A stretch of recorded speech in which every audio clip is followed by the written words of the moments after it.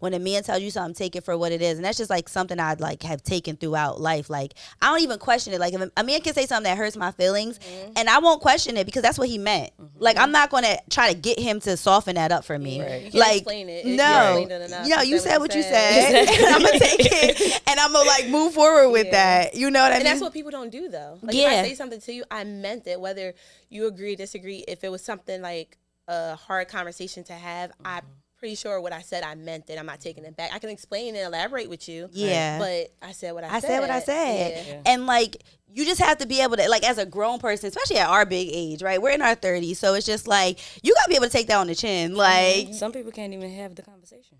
that's it. yeah, So it's like, how do you even get off how you really feel? exactly. Or for them to understand if they don't even want to listen. Exactly. Like, you can't even actually like just communicate it. That's a big problem. That's a huge That's problem. a big one. Actually, that pivots right into my next question because the question is, what are some red flags that you ignored and regretted later? And I'm sure that has to be a big one for most.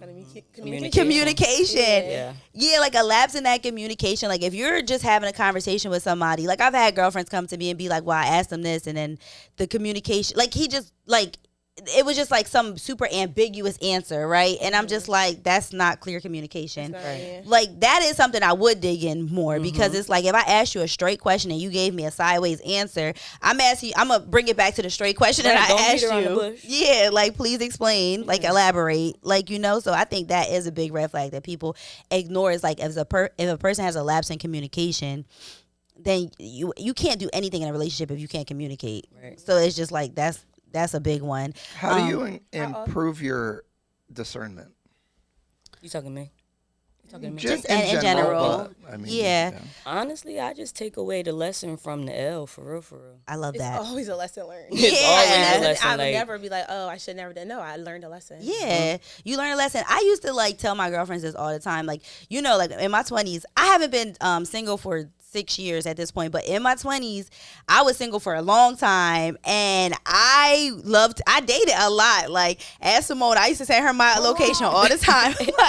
like, girl, I'm here on this day. If I die, you know where I was last, you know. Right. But for me, it was like important because it's like, I'm not falling in love with these people. I'm going on dates and learning from these people. You know what I mean? Like, I'm learning from them, they're learning from me, and then we're moving forward with whatever we learn. Like, if we make a connection, great. Right. But if we don't, we learn something. And now, because I wasn't raised like Amanda Seales was saying, I didn't see any healthy relationships growing up, right? Like, I didn't know what that looked like. So for me, I knew in my 20s, once I've been in a couple bad relationships, I'm like, oh, I got to learn how to do this.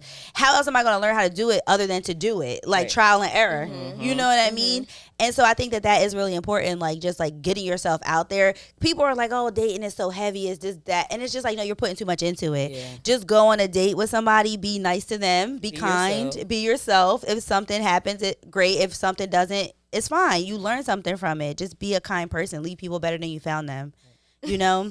So yeah, that's a big thing for me. But so yeah, right. I think it's just learning. I think what Breezy said is perfect. Like, when learning to discern better is just learning, right? It's just like education. Like, okay, well, that person did this to me. Next time, I'm going to watch out for that. Like, you also, is that the only way to learn though? Is just to crash into things? And I was going to build onto that because I was thinking, like, you can ignore the problems, though, too, right? Say, like, you know something's not working out, you're getting into another situation, you see the same things, but are you ignoring them to fix them?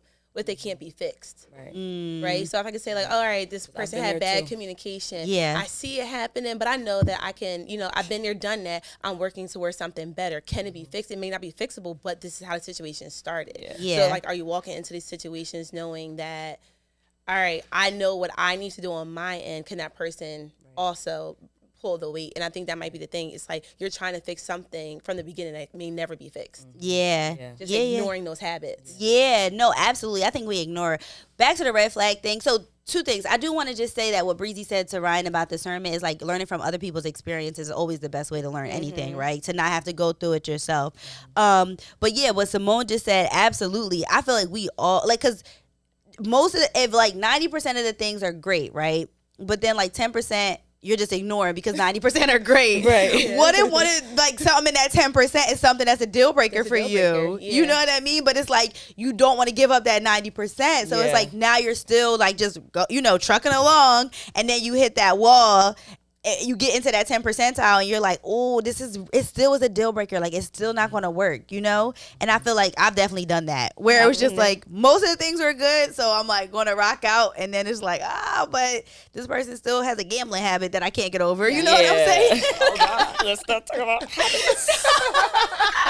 It's just like, I just wanted to give an actual example because, because a lot of this stuff we might be talking over heads because it's just like we're talking very lofty. But like the reality of it is, and actually this goes into my next question, the reality of it is like there are actual patterns that all of us are falling into, and there are actual deal breakers that all of us have for one reason or another, and you can't like be like, okay, well, I love this person for every other thing that they have, but I know I cannot deal with somebody who's a gambling addict because of like my trauma, and because it's just not, who would want to deal with somebody who's a gambling addict, you know what I mean? So it's like I can't be with them even though I love them for all these other reasons, you know what I'm saying?